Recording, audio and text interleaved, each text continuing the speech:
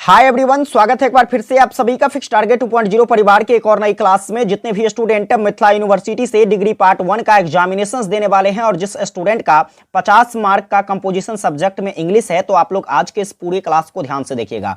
Model practice set आपका एक है। अगर मैं बात करूं इंग्लिश की, 50 मार्क कंपोजिशन इंग्लिश में आपसे दो ग्रुप में क्वेश्चंस पूछा जाता है। पहला तो आपका बुक सेक्शन से क्वेश्चंस आता है और दूसरा आपका ग्रामर सेक्शन से क्वेश्चंस आता है। तो अगर मैं बात करूं तो देखिए, आज के इस क्लास में बुक सेक्शन से कुछ मोस्ट इंपोर्टेंट 25 क्वेश्चंस देखने वाले हैं। ग्रामर सेक्शन से कौन कौन से टॉपिक से क्वेश्चंस आते हैं जरा ध्यान से समझिएगा, क्योंकि इतने कम समय में पूरे टॉपिक को कवर करना तो थोड़ा सा मुश्किल है। क्योंकि बात कर लिया जाए, देखिए ग्रामर से आपसे जो क्वेश्चंस पूछा जाता है वो आर्टिकल से क्वेश्चंस आते हैं, प्रीपोजिशन से क्वेश्चंस आते हैं। इसके बाद अगर बात कर लिया जाए तो भाई साहब आपके जो है टेंस से क्वेश्चंस आते हैं, और फिर मैं अगर बात करूं तो आपके जो है आइडम्स एंड फ्रेजेस से क्वेश्चंस आते हैं। तो इन सभी टॉपिक से आपके पेपर में क्वेश्चंस आते हैं। आप थोड़ा बहुत जो है इन सभी टॉपिक को अच्छे से देख लीजिएगा। वैसे मैं कोशिश करूंगा कि इसके लिए जो है एक एक लेक्चर आपको प्रोवाइड कर दूं, ताकि आपके एग्जाम में जो क्वेश्चंस आए आप सरलता से हल कर सको।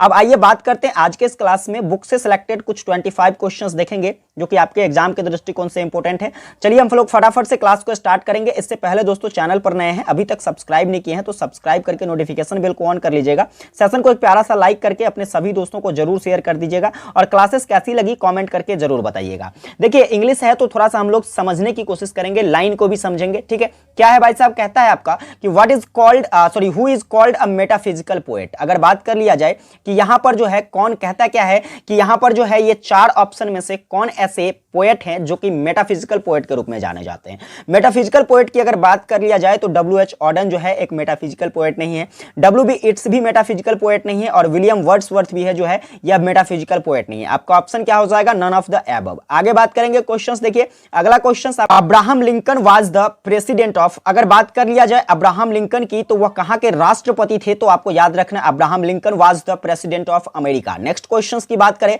तो आपका अगला क्वेश्चन कहता है tomorrow and tomorrow has been written by. This is a poem. ठीक है, this is a poem. Tomorrow and tomorrow is a poem और it has been composed by your, कह सकते हैं कि it has been written by William Shakespeare. It's okay. Now next question है आपका कि virtue has been written by. Virtue की अगर बात कर लिया जाए तो it is a poem. Virtue is a poem and it has been composed by George Herbert. Next questions की बात करें तो नेक्स्ट क्वेश्चन है आपका कि she was a phantom of delights has been written by. It is a poem she was a phantom of delights. ठीक है, she was a phantom of delights क्या है, एक पोएम है, और जिसे किसके द्वारा लिखा गया है, तो आप कहोगे सर इसे जो लिखा गया है किसके द्वारा, तो इसे जो है विलियम वर्ड्सवर्थ के द्वारा लिखा गया है। किसके द्वारा, विलियम वर्ड्सवर्थ के द्वारा लिखा गया है। लेकिन आपका जो है यहां पर ऑप्शन में नहीं है, तो ऑप्शन क्या हो जाएगा, नन ऑफ द एबव। आगे बात करेंगे क्वेश्चंस। अगला क्या है, नेक्स्ट क्वेश्चंस की अगर मैं बात करूं तो अगला क्वेश्चन है कि ला Belle Dame sans mercy,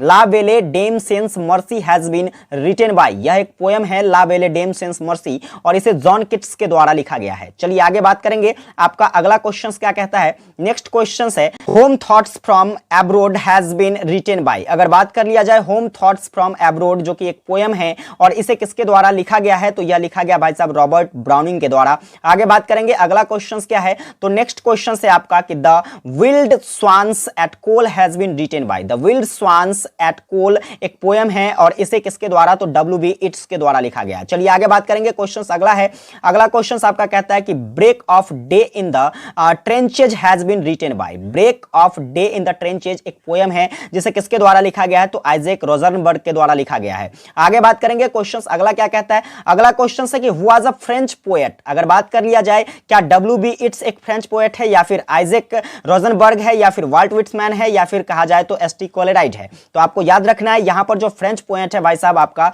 Isaac Rosenberg is a French poet. आगे बात करेंगे अगला क्वेश्चन क्या कहता है, नेक्स्ट क्वेश्चन है आपका कि Isaac Rosenberg was born in. तो Isaac Rosenberg was born in 1890। ठीक है, 1890 ईस्वी में किसका जन्म होता है, तो आइजैक रोजनबर्ग का जन्म होता है। चलिए आगे बात करेंगे। क्वेश्चन आपका अगला कहता है William Shakespeare was born in. William Shakespeare was born in 1564। 1564 ईस्वी में क्या होता है, तो विलियम शेक्सपियर का जन्म होता है। चलिए आगे देखेंगे। क्वेश्चंस आपका कहता है कि lady George was W.B. It's. देखिए लेडी जॉर्ज की अगर बात कर लिया जाए तो यह W.B. इट्स की क्या थी, तो यह एक पार्टन थी। ठीक है, आगे बात करेंगे। क्वेश्चंस अगला क्या कहता है, नेक्स्ट क्वेश्चन है आपका कि जॉर्ज हर्बर्ट डाइड इन। याद रखिएगा जॉर्ज हर्बर्ट डेड इन 1633, ठीक है, यानी कि 1633 ईस्वी में क्या होता है, तो जॉर्ज हर्बर्ट की मृत्यु होती है। नेक्स्ट क्वेश्चन की अगर बात करें तो नेक्स्ट क्वेश्चन से आपका William Wordsworth was born in, William Wordsworth की जन्म कब होती है, तो 1770 ईस्वी में, यानी कि William Wordsworth was born in 1770। आगे बात करेंगे, क्वेश्चन अगला है John Keats was born in, John Keats का जन्म कब होता है, तो आप कहोगे sir John Keats was born in 1795, यानी कि 1795 ईस्वी में जॉन किट्स का जन्म होता है। आगे बात करेंगे 17 क्वेश्चन से आपका कि रॉबर्ट ब्राउनिंग डेड इन, ठीक है, रॉबर्ट ब्राउन की जो मृत्यु होती है यह कब होती है, तो आप कहोगे सर रॉबर्ट ब्राउन की मृत्यु 1889 ईस्वी में होती है, यानी कि रॉबर्ट ब्राउनिंग डेड्स इन 1800 यानी कि 1889, ठीक है। नेक्स्ट क्वेश्चन अगला कहता है आपका कि the wild swans at Coole is a, ठीक है, यानी कि कहने का मतलब ये जो पोएम है आपका द विल्ड स्वान्स एट कोल, यह किस टाइप का पोएम है, क्या वो लिरिकल पोएम है या फिर लव पोएम है या फिर कहा जाए तो डेडिकेटिक पोएम है या फिर कहा जाए तो रिलीजियस पोएम है। तो सिंपली याद रखोगे आपका जो ये पोएम है कौन सा, तो भाई साहब द विल्ड स्वान्स एट कोल, यह एक लिरिकल पोएम है, ठीक है। आगे बात करेंगे, क्वेश्चन अगला क्या कहता है, तो नेक्स्ट क्वेश्चन है W.B. इट्स वाज अ, ठीक है, W.B. इट्स की अगर बात कर लिया जाए तो क्या वह मॉडर्न पोएट है या फिर रोमांटिक पोएट है या फिर मेटाफिजिकल या फिर नन ऑफ द एबव। तो सिंपली याद रखेंगे W.B. इट्स जो है एक मॉडर्न पोएट के रूप में जाने जाते हैं। आगे देखेंगे क्वेश्चंस आपका अगला कहता है जॉर्ज हर्बर्ट वाज अ, बात कर लिया जाए जॉर्ज हर्बर्ट की, तो George Herbert was a metaphysical poet, याद रखोगे जॉर्ज हर्बर्ट एक मेटाफिजिकल पोएट थे। नेक्स्ट क्वेश्चंस की बात करें तो आपका अगला क्वेश्चन कहता है W.B. It's was born in, W.B. It's का जन्म कब होता है, तो आप कहोगे sir W.B. It's was born in 1865। Next questions देखेंगे, आपका अगला क्वेश्चन कहता है आइजैक रोजनबर्ग वाज अ, ठीक है, आइजैक रोजनबर्ग की अगर बात कर लिया जाए तो वाज अ वार पोएट, ठीक है। आगे देखेंगे क्वेश्चन अगला क्या कहता है, तो आपका अगला नंबर क्वेश्चन है William Shakespeare was a, William Shakespeare की बात करें तो यह एक ड्रामेटिक थे, और किस टाइप के ड्रामेटिक थे, तो आप कहोगे सर यह विलियम शेक्सपियर जो थे एलिजाबेथन ड्रामेटिक थे, ठीक है। आगे बात करेंगे अगला क्वेश्चन क्या कहता है, तो नेक्स्ट क्वेश्चन है आपका रॉबर्ट ब्राउनिंग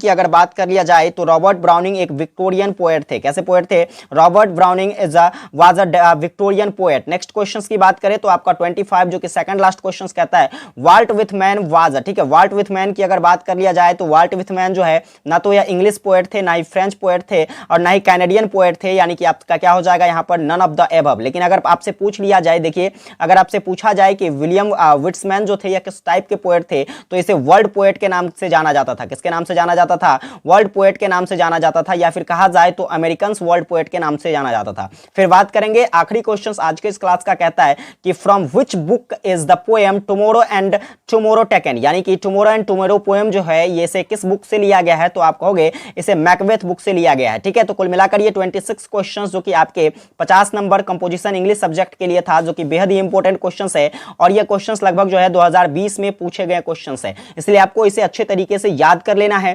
ताकि आपके पेपर में जैसे ही क्वेश्चंस आए तो आप बड़ी सरलता के साथ क्वेश्चंस को हल कर सको। विशेष ये क्लासेस अगर आपको हेल्पफुल लग रही हो तो आने वाली हर क्लास के लिए चैनल पर नए हैं, अभी तक आपने सब्सक्राइब नहीं किया है तो सब्सक्राइब करके नोटिफिकेशन बेल को ऑन कर लीजिएगा। वीडियो को अपने सभी दोस्तों को जरूर शेयर कीजिएगा, एक प्यारा सा कमेंट करके जरूर बताइएगा कि क्लास आपको कैसी लगी। विशेष मिलेंगे आप लोगों के साथ नेक्स्ट क्लास में, तब तक के लिए जय हिंद, वंदे मातरम।